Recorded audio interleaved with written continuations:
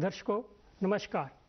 भारत की विश्व को जो देन है आयुर्वेद चिकित्सा प्रणाली, ये सिर्फ रोगों के रोग ही दूर नहीं करती है, उसकी चिकित्सा ही नहीं करती है, अपितु जो स्वस्थ है उसके स्वास्थ्य की रक्षा पे ज़्यादा ध्यान देती है। इसलिए तो जो अष्टांग हृदय है आयुर्वेद का मुख्य ग्रंथ है, उसमें कहा गया है स्वस्थ से स्वस्थ रक्षाम अष्टुरस्य विकारम प्रश्नम चांच, क्योंकि जो रोगों को दूर करने के लिए ही ये नहीं है, ये स्वास्थ्य की रक्षा करने के लिए बहुत जरूरी है।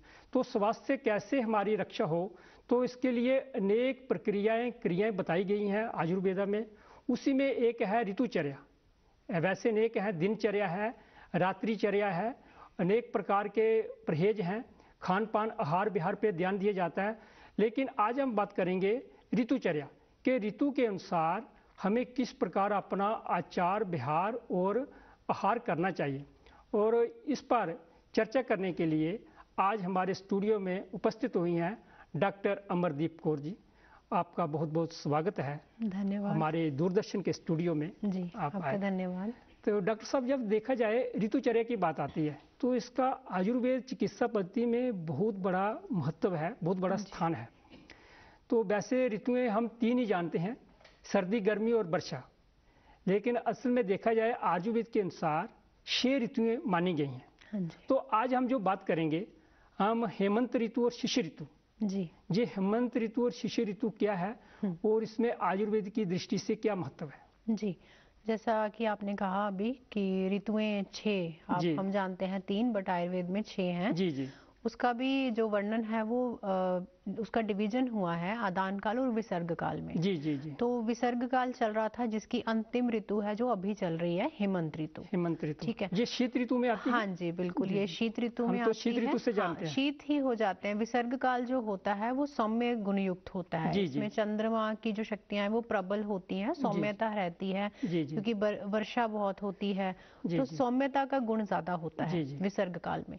इसमें वर्षा, शरद और हेमंत 3 ऋतुओं का वर्णन होता है, जिसमें इसमें मनुष्य का बल भी ज्यादा रहता है, क्योंकि सूर्य की शक्ति कम होती है, चंद्रमा की ज्यादा। शक्तिवर्धक ये ऋतु है, शक्तिवर्धक, शक्ति को संचय कर सकते हैं। वर्षा ऋतु से धीरे धीरे आपका जो बल है ना, उसकी वृद्धि होना शुरू हो जाती है। जी जी। मतलब आप कम टायर्ड फील करते हैं, आप धीरे धीरे आपके शरीर में चेंजेस आना स्टार्ट होते हैं। आप फील करते हैं कि नहीं, जो पिछले हम गर्मियों में जो हमारी हालत थी, जैसा आदान काल में हमारा बल कम था, वो अब धीरे धीरे सही होता जा रहा है।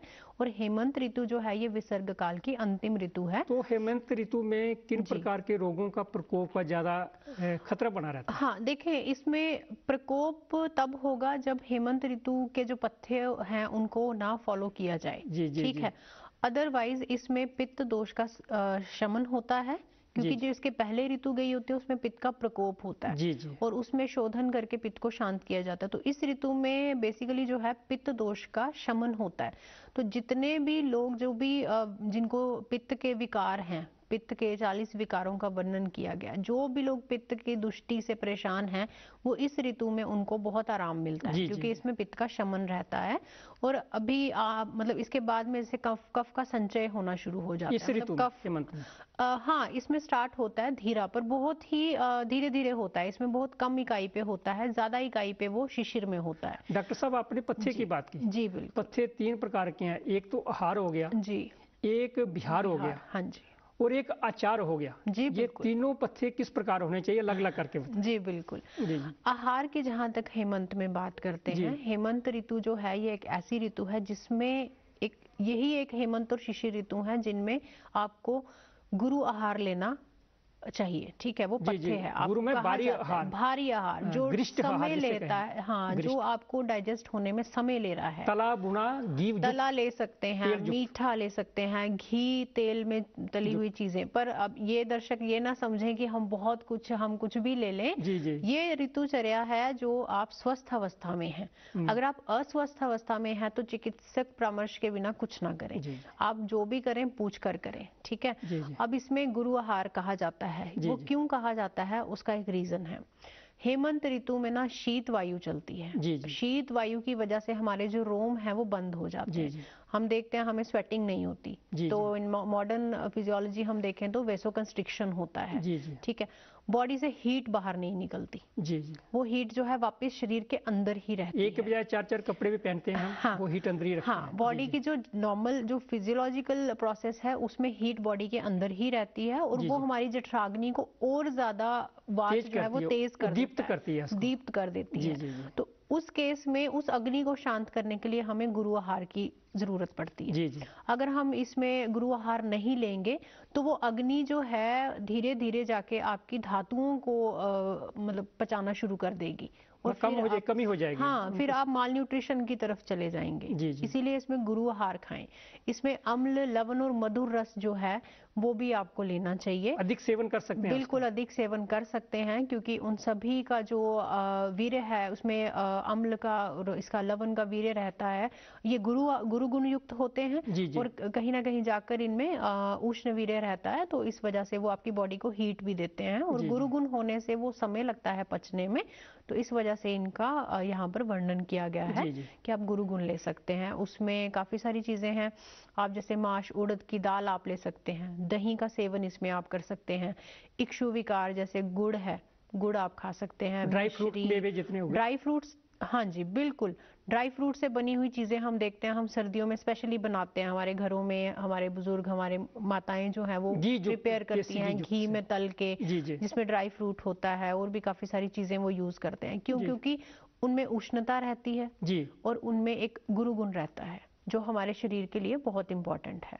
जी ये इसमें ये तो आपने आहार बताया जी, तो हमें आचार कैसे करना चाहिए? हाँ, आहार के बाद ना विहार और आचार की बात आपने की है, तो आचार तो सद्वृत्त का पालन करना है। सद्वृत्त जो है वो आपकी मेंटल थोड़ा सा सद्वृत्त के बारे में थोड़ा संक्षेप से बताइए। क्या क्या होना संक्षेप से ही मैं बता सकूंगी, क्योंकि बहुत है। आचार रसायन के वर्णन है, सद्वृत्त का वर्णन सभी आचार्यों ने किया है, जिसमें बहुत कुछ है। जो हम पूजा करते हैं, जो हम अपने से बड़ों के पैरों को हाथ लगाते हैं, उनकी रिस्पेक्ट, गुरु की वंदना, पूर्वजों की वंदना, घर के बड़ों की जो हम आदर करते हैं, टीचर्स का आदर करते हैं, ये सब एथिक्स आ गए, नैतिक मूल्य आ गए। हाँ जी, आपका सोशल एथिक्स क्या है, आपके मॉरल एथिक्स क्या है, आप घर में कैसे रहते हैं, आप अपनी सोसाइटी में कैसे रहते हैं, वही सब जो है वो सद्वृत्त में आता है। क्योंकि जब हम हेल्थ की डेफिनेशन लेते हैं तो वहाँ सिर्फ मेंटल और फिजिकल बात नहीं की जाती है, वहाँ पे स्पिरिचुअल एंड सोशल वेलबींग की बात भी की जाती है। इस ऋतु में दिनचर्या जो है, हाँ, वो पहले जैसी होनी चाहिए या नहीं, बिल्कुल नहीं, बिल्कुल नहीं। हर एक ऋतु का अपना अपना, जैसे दिन को सोना, हाँ, लोगों को बहुत आगे रात को जागे रहते हैं, दिन को सो जाते हैं। इसमें दिवा स्वप्न बिल्कुल निषेध है। इसमें दिन में सोना नहीं है, दिन छोटे हैं। दर्शकों के लिए यही स्पष्ट करना है कि दिन को सोना चाहिए। हाँ, नहीं, इसमें नहीं सोना है, क्योंकि इस ऋतु में मधुर जो गुण है वो बहुत ज्यादा डोमिनेंट होता है और कफ जो है वो संचय अवस्था में आता है। अगर आप दिन में सोएंगे तो कफ के प्रकोपित होने का जो है चांसेस ज्यादा हो जाते हैं, खांसी, जुकाम, बुखार। हाँ, आपका तमगुण बढ़ेगा, आप मेंटली भी डिस्टर्ब होंगे, आप लो फील करेंगे और आपके जो कफ से रिलेटेड जो भी दोष हैं वो भी बढ़ेंगे और आपको वो बीमारियां लगने के चांसेस ज्यादा हो जाते हैं। तो दिवा स्वप्न तो इसमें वैसे भी निषेध है, दिवा स्वप्न नहीं करना है। दिवा स्वप्न का सिर्फ इंडिकेशन ग्रीष्म ऋतु में है। जी, सर्दियों में, हेमंत ऋतु में नहीं है, बिल्कुल भी नहीं। ये तो हेमंत ऋतु हो गई। हेमंत के साथ ही आगे जनवरी फरवरी में, ये नवंबर और दिसंबर में आएगी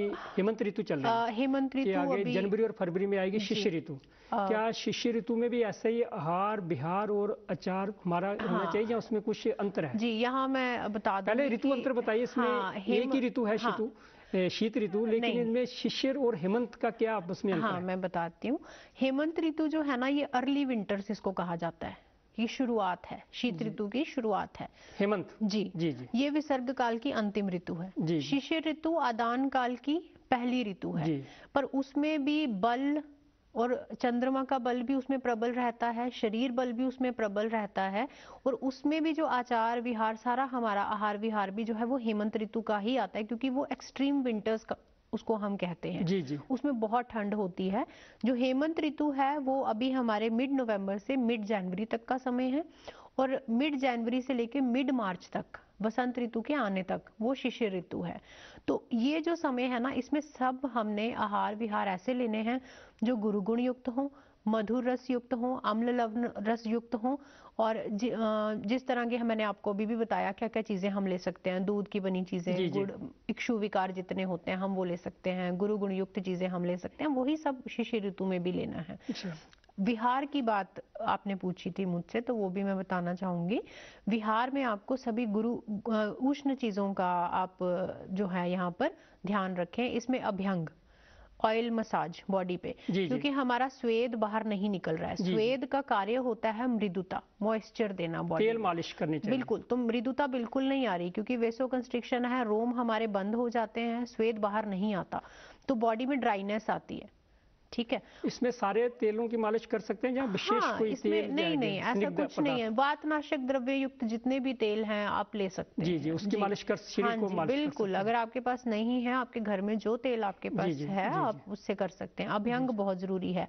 आचार्यों ने जनताक स्वेद की बात इसमें की है। ये एक टिपिकल पर्टिकुलर टाइप का स्वेद होता था, वो एक कूटागार में आपको रहना है, वहां पे स्वेद होता था वातनाशक द्रव्यों से।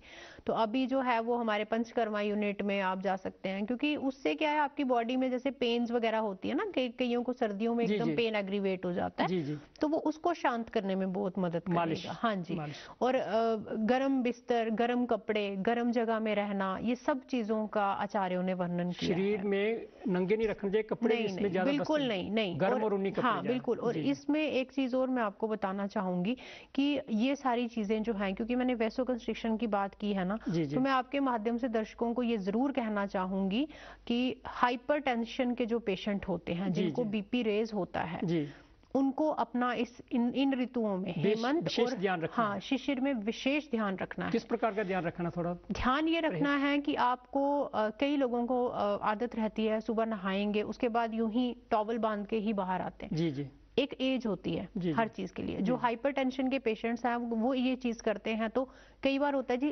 अचानक से अटैक आया, डेथ हो गई। डॉक्टर साहब, इन ऋतुओं में स्वस्थ रहने के लिए किन रसायनों का उपयोग करना चाहिए? संक्षेप में। बिल्कुल, रसायन जो है, आंवला तो बेस्ट है जी। आंवला इस ऋतु का है, आंवला आपने जरूर लेना है। इस ऋतु में जो भी हरी सब्जियां हैं वो आपने लेनी है, और इसमें हरितकी का सेवन शुंठी के साथ कीजिए, सौंठ के साथ। बिल्कुल, शुंठी के साथ हरितकी को शिशिर में गुड़ के साथ भी कर सकते हैं। शिशिर में पिपली के साथ, गुड़ के साथ, पिपली के साथ जी हाँ, उसके साथ कीजिए। लेकिन हरितकी का सेवन जो है उसमें भी बहुत सोच समझ के करें, क्योंकि हरितकी रुक्ष होती है। अगर आपकी प्रकृति रुक्ष है, वात गुण युक्त है, या आप पे वात की वृद्धि है, आप उसमें हरितकी लेते रहेंगे तो वो और ज्यादा तकलीफ देगा। तो दर्शकों, आपने सुन लिया कि हमें हेमंत ऋतु और शिशिर ऋतु में क्या क्या हमें पथ्य करना है और किस प्रकार आचार करना है और क्या क्या खाना है। अगर इस पे हम ध्यान देंगे तो हम रोगों से हमेशा दूर रहेंगे। आज बस इतना ही। डॉक्टर साहब, आपका भी बहुत बहुत धन्यवाद। आप हमारे स्टूडियो में आए, बहुत अच्छी जानकारी दर्शकों को ली है। आशा करते हैं कि ऐसी जानकारी आप समय निकाल के आगे भी हमें उपलब्ध करवाते रहेंगे। बहुत बहुत धन्यवाद।